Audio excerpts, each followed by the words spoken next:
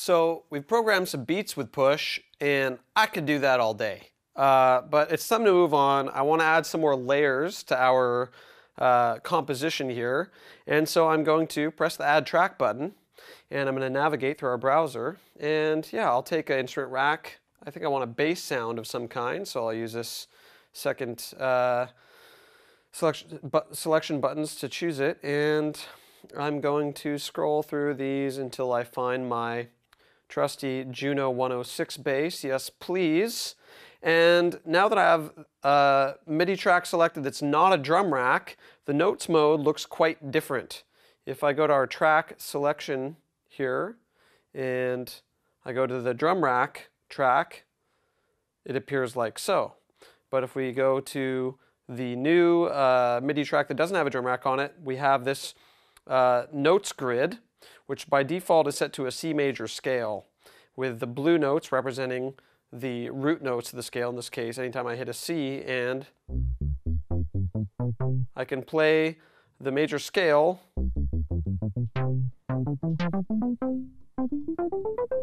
going up the keyboard like that, or it resets sort of differently when you try and go in a linear fashion across. So the way they're training people to play the scales is sort of a 3-finger ascension. Now, I don't know about you, but I'm not a big major key kind of guy. So I'm going to go to our scales mode, and this allows us to choose the scale that we want. We can select the key, the root key, so C, F, and now these 2 rows of buttons, the middle 6 of them anyway, become our key selection buttons. So let's do key of A, and now I can use these left 2 buttons to select the scale. I'm going to keep going down, down, down, and there are all these different scales here. And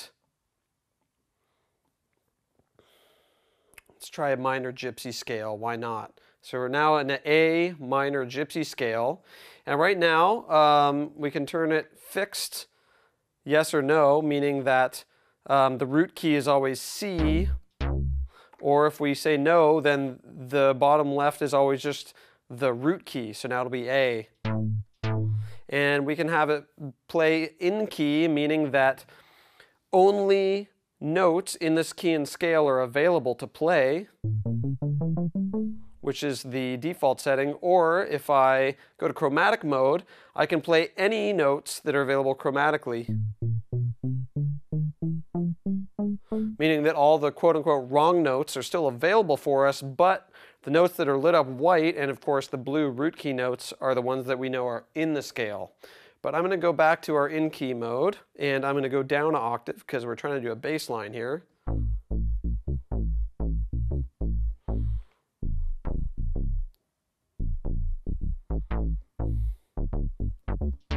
And you'll notice that because everything is in the scale that we like, all the notes sound good together. So this is sort of a shortcut for us to making sure that everything we play remains harmonically contained, I guess you could say. So it's also important to note that once the scale has been chosen, it will remain in that same scale mode for any new MIDI tracks that we bring in. So we'll see how that works later on, but I'm going to leave scales mode now so that I could, for example, adjust this device. And going into device mode gives us the macros of our Juno 106 instrument. So now it's time to listen to the drum pattern that we have and figure out what we want to record in along with it.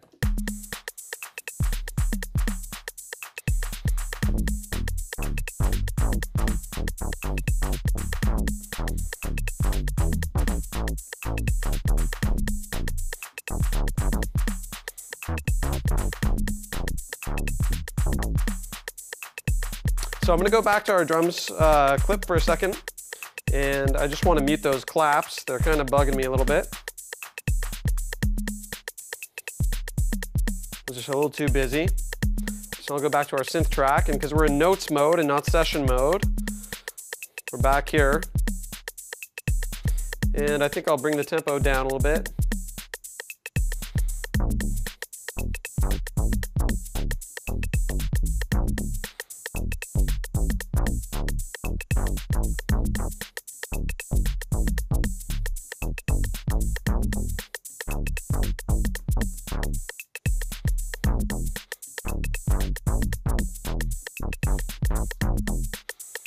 And so I punched into the recording, and since I knew that I was just playing a 2-bar phrase, I just punched out before the end of the second bar, and it starts looping back immediately. Now, if we wanted to for sure only record 2 bars, we could go to fixed length mode with this button here. As I hold it down, we can specify one of these durations as the fixed length of any new clip that we record. So let's say I know that I want to record a 4-bar clip. So I'll switch the fixed length mode to 4 bars, and I can just toggle it on and off. I'll make sure it's on. Now, that first one I played is okay, but I want to create a new clip. So I'll hit the new button here, and I'll just switch to new scene.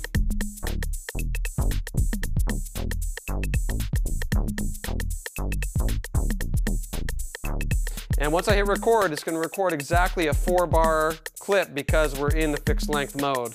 So once I'm ready, I'm just going to hit the record button. And remember, if I hold down the quantize, we've got our 16th note record quantization on.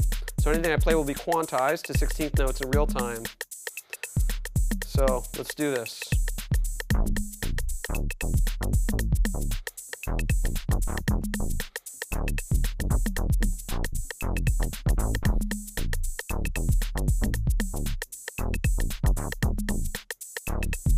That was a bit sloppy, and to be honest, I didn't even know exactly what I wanted to do there. But let's go back to our device settings. And I've turned up the filter velocity sensitivity, but I'll bring the overall filter frequency down. Now I've got this 4-bar bass line. I'll leave the overdub mode, and I'm going to duplicate this to a new clip slot. And now I want to add some higher notes in.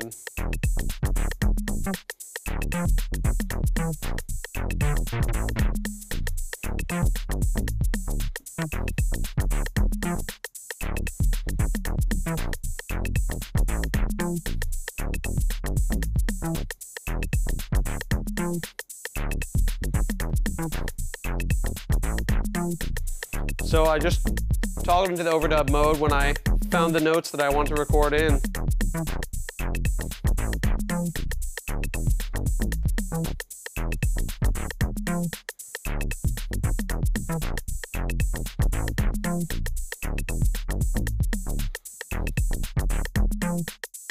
Now, since the synth is in monophonic playback, some of the higher notes are inaudible when they're overlapping with lower notes already in there. But so essentially, I took the 4-bar fixed length clip and duplicated to a new clip slot, and then overdubbed some new notes into it to create a variation. So now if I go back to the session mode, the clips that are currently playing are green, and so I can go back to the previous version of the clip without those higher notes in there. And now I'll stop the drum and add the trigger the new bass clip with the higher notes in there.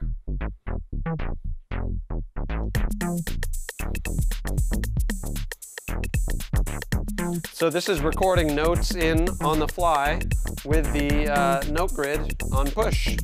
Super fun.